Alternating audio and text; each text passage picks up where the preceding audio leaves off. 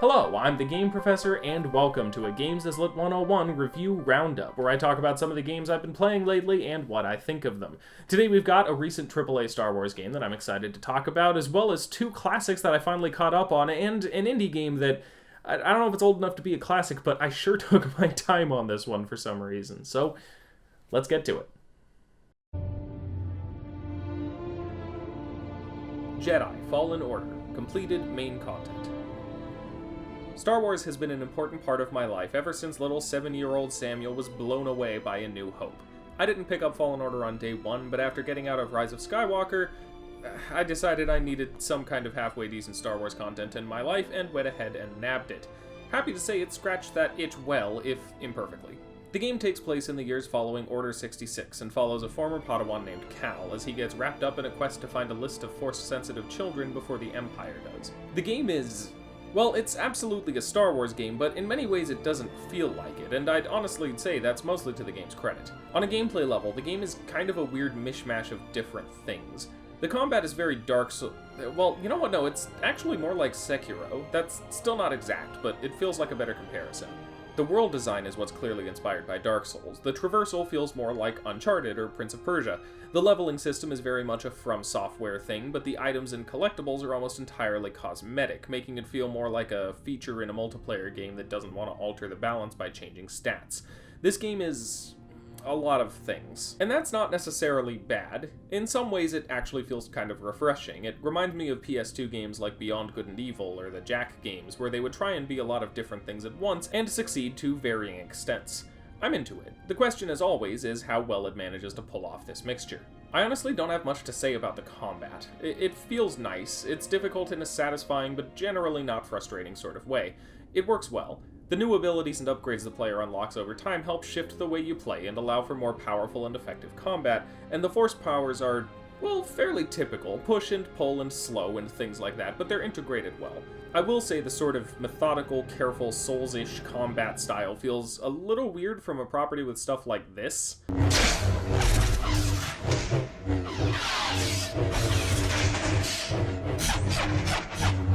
But it works well and feels good, so that's kind of a minor issue. The traversal and map design is one of the game's more mixed areas, I think. The platforming is so simple that the emphasis on it feels strange at first, like it just slows down the game without adding all that much, but it grew on me as time went on and I got more abilities. By the end of the game, I was really enjoying moving around the world smoothly and quickly. What didn't really improve was the game's stab at Soulsy and environmental design. Dark Souls famously has a single interconnected world, where locked doors are just shortcuts that'll later serve to connect early areas to later ones, often in surprising ways. This game does the same thing, albeit across a few different planets that are their own separate areas, but it scatters these shortcuts around so liberally that I'm pretty sure I never even used half of them. It ends up feeling less like a way to connect the world, and more like a device to elongate the game with sidetracks and detours. This, along with the verticality of the levels because of the platforming, can make some of the maps just feel a little cluttered and confusing. The game world also suffers from a lack of compelling reasons to explore it. There are some rewards that improve Cal's abilities, like more life, force, or experience, but most of the things you can find are purely cosmetic, or sometimes lore-related, like skins for the ship, or notes about the history of Dathomir. I like that sort of thing, but it's rare that the time and effort put into exploring or taking on optional challenges yields particularly tangible rewards. Just as an example, the player can customize the look of Cal's lightsaber, and most of the collectibles in the game go toward that cosmetic design, but none of this changes the way the lightsaber works, or how Cal fights. Those upgrades come as part of leveling up or progressing through the story, but the collectibles don't really mean anything mechanically. And honestly, if we're not going to have that kind of playstyle customization, I'd really rather we didn't have the lightsaber customization at all. I don't want to spoil things, but there is a whole thing later in the story that really felt cheapened by the fact that I had just been switching out lightsaber parts however I liked all throughout the game. The story could have been more powerful if the cosmetic lightsaber options weren't undercutting the series' whole lightsaber as expression of the individual thing that Star Wars generally has going on. This story, in particular, would have done well to include that element, and mechanical customization could even have emphasized that if it was implemented correctly, but instead, they decided to go for letting the player just constantly change their lightsaber's design, and I mean, it's fine. It just feels like a missed opportunity and does actively undercut the meaning of one particular plot point.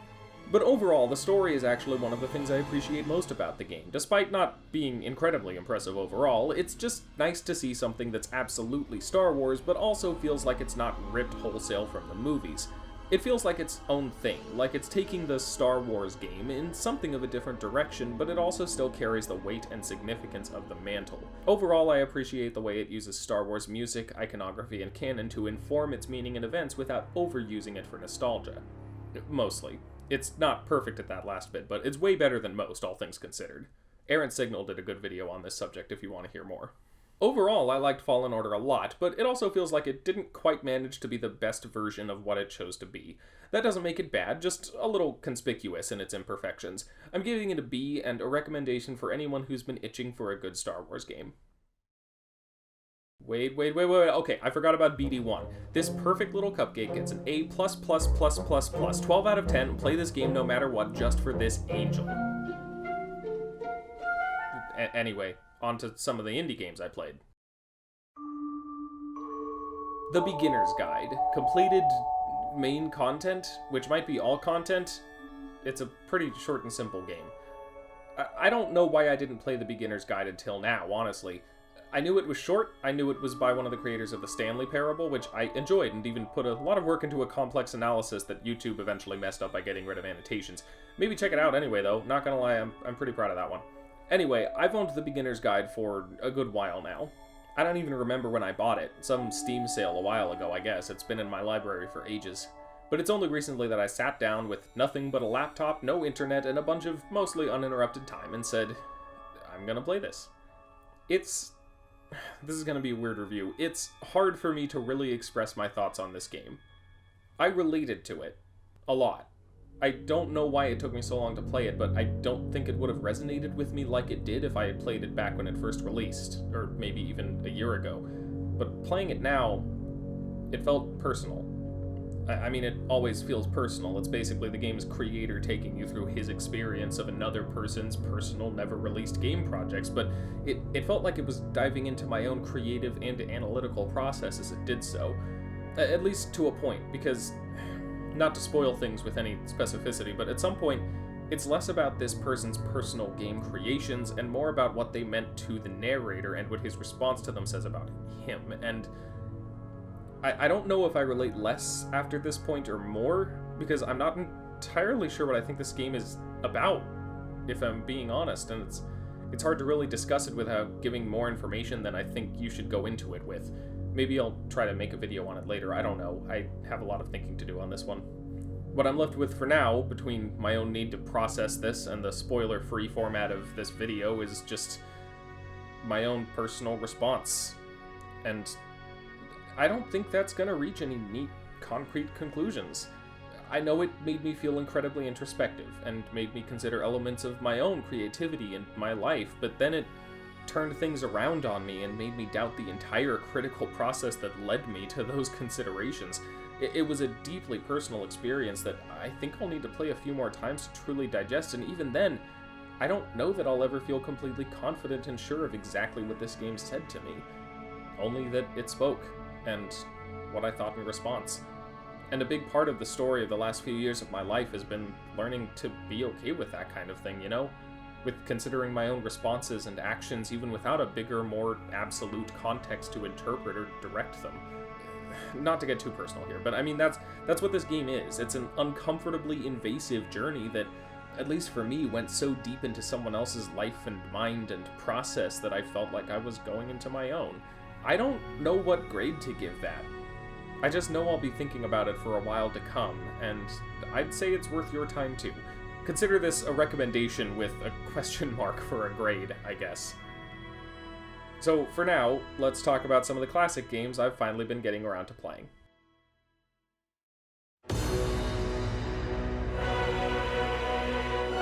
God of War 3, completed main content. If you watched my last Roundup, you'll know I've been trying to catch up on the God of War series so I could play the widely praised fourth game, officially and canonically titled Dad of War. And you'll also know I really hated God of War 2. The gameplay was fine, and it was visually and technologically impressive for its time, but none of it was exceptional enough for me to get over the awful, awful protagonist, and a useless story that trudged slowly forward without actually going anywhere. It did not really get my hopes up much for 3. But I feel like I should clarify something here, because a lot of people commented on the last Roundup that if I hated 2, I would also hate 3. I emphasized my hatred of Kratos in my review of the second game, but his being a garbage person wasn't what I hated about the game as a whole. It was the fact that God of War 2 was shockingly uncritical of his actions. Nowhere in that meandering, pointless story did I get the impression that the game thought anything of the guy except that he's super cool, and that's just really, really gross. It wasn't just Kratos, it was the game's gleeful, unthinking enjoyment of the things that he, and by extension, I, did. I wanted to clarify this because God of War 3 pleasantly surprised me. I think I actually really liked it. It's worth noting to begin with that it's visually stunning. I played the remastered version on the PS4, and I assumed they did some visual upgrades for that, but all it did was up the resolution and frame rate. Everything else was just as it was on the PS3, and I honestly could have believed it was a PS4 game. The series' set pieces and vast landscapes have always been top-notch, so the fantastic visual design was no surprise. But the fact that God of War 3 managed the visual quality it did on the PlayStation 3 is nothing short of technologically astonishing. But 2 was visually impressive too, and that didn't save it for me. What I needed from 3 was for the story to actually progress in any meaningful manner, and for it to recognize Kratos for the monster he is instead of making excuses for him so it can still treat him like the hero. And I have to admit that 3 did still push my buttons a few times. Kratos' unnecessary cruelty is legitimately hard to act out every now and again, especially with the continued theme of using random innocent people to solve brutally lethal puzzles.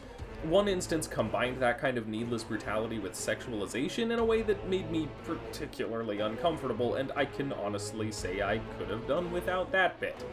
But despite all that, I appreciated the game a lot more than either of its predecessors, and especially more than 2. So, what changed? Well, God of War 3 knows what it is. It knows that Kratos is a monster. I got the feeling it would be different during the game's first boss, Poseidon, when the final QuickTime event isn't seen from a third-person perspective to make Kratos look as cool as possible, but from the perspective of Poseidon. It feels brutal and personal and disturbing, witnessing the series' signature brutality from the perspective of the victim rather than from Kratos, and it gave me hope that this game might be on the right track. And thankfully, yeah, it kept it up. Like previous games, I had to do a lot of things that genuinely disturbed me. For that matter, like the other 2 games, the gameplay was generally smooth and enjoyable, but not enough to make me enjoy acting out this monster's will. But unlike the previous 2 games, I finally felt like the game intended me to be disturbed. Gone was the sadistic glee, and in its place was a sense of disgust and shame. Again, what I hated about God of War 2 was the way the game uncritically indulged in Kratos' cruelty, and this game fixed that really effectively. I'm not going to spoil the ending here in case anyone else waited all this time to play the games, but by the end it was clear that the game knew full well that what Kratos was doing was pointless, empty, and led to a tragic, apocalyptic loss of life for no good reason at all. Some of the reasoning for this got a little cheesy in the end, but it still checked out in the long run. It came full circle and made God of War a tragedy again, which is where 2 failed so miserably by trying to make it more like a typical hero's narrative. Also worth noting, there is still a sex minigame in this one, and yes, it's still pretty cringy, but I'd also argue a little less so than the second one. But, come on. Also though, why is it so difficult? I'm kind of concerned about the creators of this game if they think it's harder to please a woman than to kill a god. Anyway, I was shocked at how much more God of War 3 worked for me than 2, or even 1. I have a grudging respect for 1 and a rather deep loathing for 2, but 3, I actually really liked it. And I like it more the more I think about it, honestly. It's like I was waiting 2 games for this to finally come around, and I'm really glad it did. I'm giving it an A- and a recommendation for people who appreciate visually and technically impressive games or like partaking in a tragic story as it unfolds. As I expected, I am quite glad I played through these before Dad of War, and you'll hear what I think of that next roundup. But first, I was inspired to start catching up on another series of PS2 action games I missed, so let's talk about one more. Devil May Cry, completed main content. I've never played a single game in this series, and this has been in my backlog for some time. I actually bought a PS2 copy way back in the day when GameStop was cleaning out its old PS2 inventory, and I noticed this classic action game in among the old sports games and cheap platformers. Bought it for a few bucks and let it sit in my collection for a good decade or so. It followed me into marriage and through at least 4 separate moves, and I never actually sat down to play it. Then, when I finally did, it glitched out before even loading the main menu, so I bought the HD collection for my PS4 and played that. And honestly, it was not really what I expected. I knew going in that an early PS2 game wasn't going to manage the same degree of smooth, fast, stylized action we've been seeing from more recent games like DMC5 or Bayonetta or something like that, but I also hadn't realized both what this game came from and how early it was made. I expected something as smooth and stylish as the PS2 God of War games or even Prince of Persia, but this game was made years before either of those, and it shows. And what's more, it was apparently originally a prototype for a Resident Evil game, which makes a lot more sense of the game than it sounds like it would. Most of the game's progression is coming across a locked door or other blockage, finding the thing that gets you past it, and moving on to the next area, which is just not really a good fit for the genre, honestly. The open world elements that sort of come with that format offer little that a more linear, directed experience could have provided, so it just kind of distracts from the actually interesting things the game has to offer.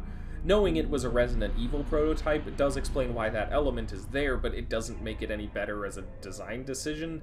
This kind of thing works fine for slow-paced survival horror games like Resident Evil, Silent Hill, or Fatal Frame, but it just slows things down without adding anything interesting to something like this. But mainly, for such an influential action game, I was surprised at how the action is somehow both simplistic in its nature and kind of convoluted in its execution.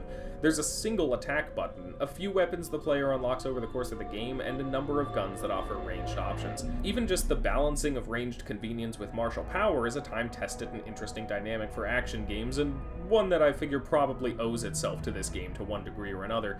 But the simplicity of the martial combat mixed with the weird need to hold R1 to use guns, despite them having their own dedicated button to fire them, makes it feel like there's not all that much to actually do. I've heard a lot about the depth of this game's combat system, but honestly, I just couldn't figure out how. The control system is too simple to really... Okay, so I made a mistake here, and it took lots of talking to DMC fans on Twitter to realize what happened. I wrote a lot of this review criticizing the game's overly simplistic combat system without realizing that my criticism actually lies with the game's near-complete lack of tutorializing. Turns out, despite the R1 button's animation of Dante putting his guns out indicating that's its primary purpose, it isn't just for using guns. Using it to lock onto enemies and using the sword with various directional inputs allows the player to execute a variety of different moves. The amazing thing is that I managed to get through the entire game without realizing this because it never explains it. What's more, the player can unlock various abilities with each weapon, but the game doesn't actually indicate how to perform them in-game, so there continues to be no actual indication of how the game works at all. I went back to the game after realizing this and played through the first few levels, and I had a lot more fun. It completely shifted the gameplay experience from my previous utilitarian playstyle and had me trying a bunch of interesting things, not because of how well they defeated the enemies, but how fun and cool they were to pull off. So that discovery fundamentally changed the review I had already written. But it doesn't let the game completely off the hook either. There's a lot of dated design in here, and not all of it is bad, but some of it definitely hasn't aged gracefully. I think my experience might have been different had I picked up the game for my PS2 from Best Buy soon after it came out and read the manual obsessively while my mom drove me home. But these days, we expect a game to teach us how to play in the game itself, and this game doesn't mesh very well with that assumption. So I'm unsure how to judge it for that, honestly, but I do think even for an age where controls were explained in extraneous documents, it gives way too little information to the player in most respects. Some of the other elements that have aged poorly are more of a mixed bag. I personally love the old fixed camera angle style when it's used well, but it is hard to pull off, and this game is a little too old to have benefited from later improvements on the system.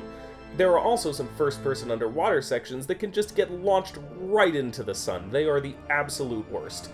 The whole structure is a little weird too. The game is separated into chapters, all of which take place in the same general environment and allow the player to explore it as much as they're currently able, and well, I don't know, some of this comes back to what I was talking about before. The game's open world structure is kind of useless and ill-fitted to it, and maybe the game and console couldn't handle keeping it all more integrated, but separating the same open area into story chapters instead of just keeping a smooth progression feels really weird, even for the era.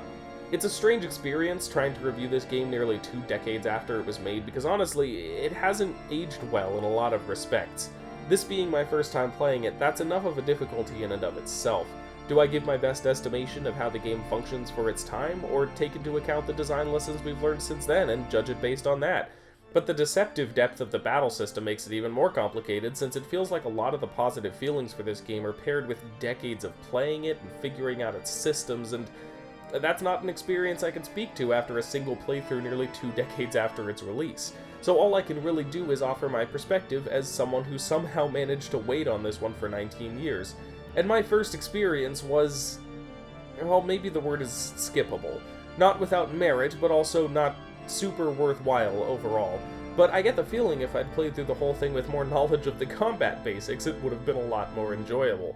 I'm glad I played it for the sake of its significance to the medium, but if the genealogy of the action genre isn't really an interest of yours, you might be better off starting with a different game. I hear 3 is the recommended starting point. I'm just stubborn and like playing games in order, so I'm giving this one a B- for whatever a rigid grade is worth in this case, and a recommendation for people who are interested in the classics. I'm sure you'll see future games in the series on another Roundup.